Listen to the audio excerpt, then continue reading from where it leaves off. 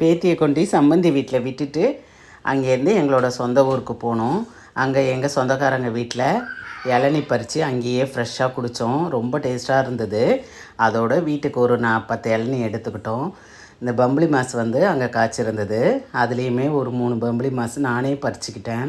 ரொம்ப சந்தோஷமாக இருந்தது. இது பலாப்பழம் என் பையன்தான் பறித்தான். 2 பலாப்பழமும் பறித்து எடுத்துக்கிட்டோம். அங்கேருந்து பலாப்பழம், வெண்டைக்காய், சொந்தக்காரங்கெல்லாம் வந்துட்டு இதை எடுத்துக்கோ அதை எடுத்துக்கோ என்ன வேணும் உனக்கு அப்படின்னு கேட்கும் போது ரொம்பவே சந்தோஷமாக இருந்தது.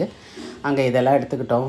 பம்பளி மாசு, வெண்டைக்காய், கத்திரிக்காய், மாங்காய், புளிச்சக்கீரை எல்லாமே அங்கே பின்னாடி எந்த மருந்து போடாத அதெல்லாம் விளைவிச்சிருந்தாங்க. அதை எல்லாமே நாங்கள் வாங்கி எடுத்துக்கிட்டு இந்த பம்பளி மாசை வந்து வீட்டில் வந்து வெட்டினேன்.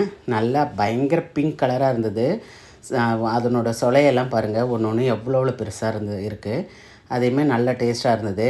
எல்லாமே நாங்கள் அதையும் சாப்பிட்டுட்டு அங்கேருந்து எடுத்துகிட்டு வந்த பலாப்பழத்தையும் என் பையன் வெட்டி சாப்பிட்டோம். செம்ம டேஸ்ட்டாக இருந்தது. தெரியல அந்த ஊரோட மண்ணோட வளத்தினாலையா இல்லை வந்துட்டு மருந்து போடாத இருக்கிறனாலையா தெரியல, திகட்டுற அளவுக்கு அந்த பலாப்பழம் இனிப்பாக இருந்தது. சுகர் இருந்தாலும் பரவாயில்லன்னு சொல்லிவிட்டு நல்லாவே பலாப்பழத்தை சாப்பிட்டேன். சாப்பிட்டுட்டு ஒரு சொலை பார்த்திங்கன்னா அவ்வளோ பெருசாக இருந்தது. செம்ம இனிப்பாக இருந்தது. எல்லாத்தையும் சாப்பிட்டோம்.